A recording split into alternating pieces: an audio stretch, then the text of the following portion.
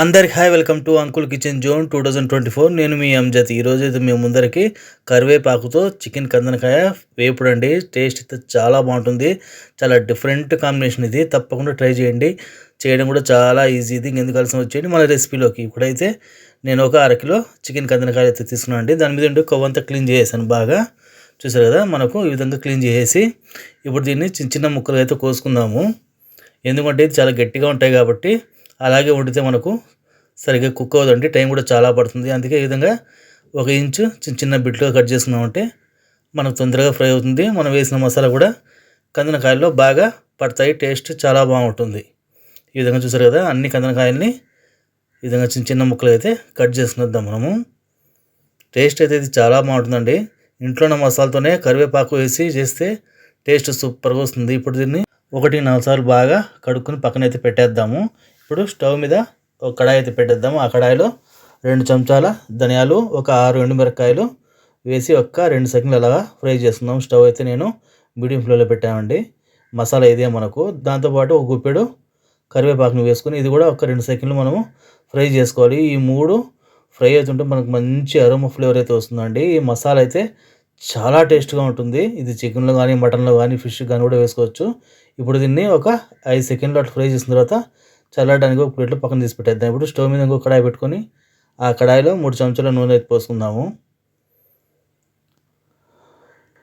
నూనె వేడెక్కిన తర్వాత ఒక పెద్ద సైజు ఎర్రగడ్డని చిన్న చిన్న ముక్కలు కోసి కట్ చేసి వేసుకుందాము. ఇది మనకు మరీ ఎక్కువ కలర్ కాకుండా కొద్దిగా మగ్గేంత వరకు ఫ్రై చేసుకుందాము ఒక 2 సెకండ్లు. ఇప్పుడు మనం దీంట్లో 1/2 స్పూను పసుపు అయితే వేసుకుందాము. అలాగే కొద్దిగా కరివేపాకు వేసుకొని బాగా కలుపుకుందాం. మనం పసుపు అంతా మన ఎర్రగడ్డలకు బాగా పట్టేలాగా 2 సెకండ్లు అలాగా పచ్చివాసన పోయేంత వరకు ఫ్రై చేసుకుందాము. ఇప్పుడు అల్లం తెల్లగడ్డ పేస్ట్ వేసి అది పచ్చివాసన పోయేంత వరకు ఒక 2 నిమిషాలు అలాగా ఫ్రై చేసుకుందాము. స్టవ్ అయితే నేను మీడియం ఫ్లేమ్లో పెట్టానండి. మనకు ఈ కందనకాయ అయితే చేయడం చాలా ఈజీ. టేస్ట్ మాత్రం చాలా బాగుంటుందండి. ఇప్పుడు క్లీన్ చేసి పెట్టుకున్న కందనకాయని మనం మసాలాలో వేసేద్దాము.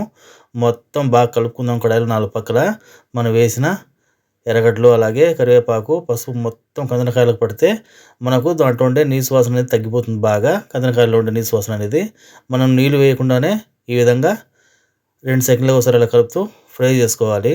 మనం ముందుగానే ఫ్రై చేసి పెట్టుకున్న ఎండుమిరపకాయలు, ధనియాలు, కరివేపాకుని పొడి కొట్టుకుందాము మెత్తగా. అసలు ఇది మనకు మంచి అరోమా ఫ్లేవర్ అయితే వస్తుందండి. టేస్ట్ కూడా చాలా బాగుంటుంది. ఇది చికెన్లో కానీ, మటన్లో కానీ, చేపకు కానీ చాలా బాగుంటుంది. నేనైతే కందనకాయకి ట్రై చేశానండి. టేస్ట్ అయితే చాలా బాగా వచ్చింది. ఇప్పుడు చూసారు కదా, ఈ విధంగా మెత్తగా పొడి కొట్టుకోవాలి మనము.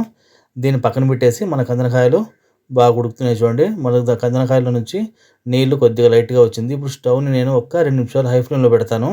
ఎందుకంటే మనకి ఇంకా దీంట్లో నుంచి నీళ్లు బాగా వస్తాయి. చూసారు కదా, హై ఫ్లేమ్లో పెట్టే లోపల నీళ్ళు అంత వచ్చింది. ఇప్పుడు రుచి తగ్గ ఉప్పు అయితే వేస్తున్నాం అండి. ఈ స్టేజ్లో ఉన్నప్పుడు ఉప్పు వేసామంటే మనకు కందనకాయలకు బాగా పడతాయండి. మనం ముందుగా వేసేసామంటే నీళ్ళతో పాటు కడాయిలో అంతా ఇంకిపోతుంది. ఈ స్టేజ్లో వేసామంటే మనము కందనకాయకి బాగా పడుతుంది.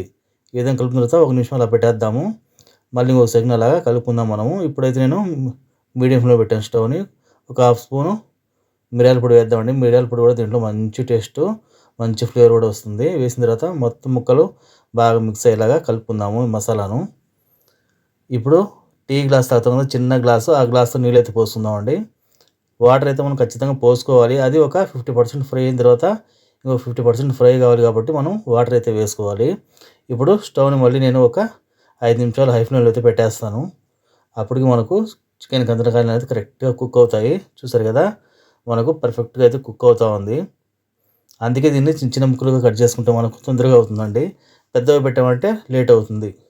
ఇప్పుడు మనం వేసిన నీళ్ళన్నీ బాగా ఇంకుతున్నాయి కదా, ఈ స్టేజ్లో ఉన్నప్పుడు మనం పొడి కొట్టుకున్న మసాలా ఉంది కదా, ఆ మసాలా అయితే వేసేద్దామండి. ఈ స్టేజ్లో వేసామంటే కొద్దిగా నీళ్ళు ఉన్నప్పుడు కందనకాయల్లో బాగా ఇంకుతాయండి. టేస్ట్ కూడా మనకు బాగా పడుతుంది. మసాలా మొత్తము కందనకాయలు పట్టేలాగా బాగా కడాయిలో 4 పక్కలతో కలుపుకుందాము. స్టవ్ని అయితే ఇప్పుడు నేను సిమ్లో పెట్టేశానండి. సిమ్లో పెట్టి ఇప్పుడు మనం బాగా దీన్ని ఉడికించుకోవాలి. మనం వేసిన మసాలా మొత్తం బాగా కందనకాయల్లో పట్టేలాగా ఫ్రై చేసుకోవాలి. చూసారు కదా, నీళ్ళన్నీ మనకు బాగా ఇంకిపోయాయి. కందనకాయల్లో మసాలా కూడా బాగా పట్టింది. చూడడానికి ఎంత ఏమిగా ఉందో టేస్ట్ కూడా అంతే బాగుంటుందండి. మన కరివేపాకు చికెన్ కందనకాయ వేపుడైతే రెడీ అయిపోయింది. ఇప్పుడు దీన్ని ఒక బౌల్లో సర్వ్ చేస్తున్నాం. చూసారు కదా, చూడడానికి ఎంత ఏమిగా ఉందో టేస్ట్ కూడా అంతే బాగుంటుందండి. చూస్తూనే నోరు ఊరేలా ఉంది కదా, చాలా ఎక్సలెంట్గా ఉంటుంది. పప్పు అన్నంలో కానీ, సాంబార్ అన్నంలో కానీ, రసం అన్నంలో కానీ మీకు నచ్చితే తప్పకుండా లైక్ చేయండి, సబ్స్క్రైబ్ చేయండి, షేర్ చేయండి. Thank you friends.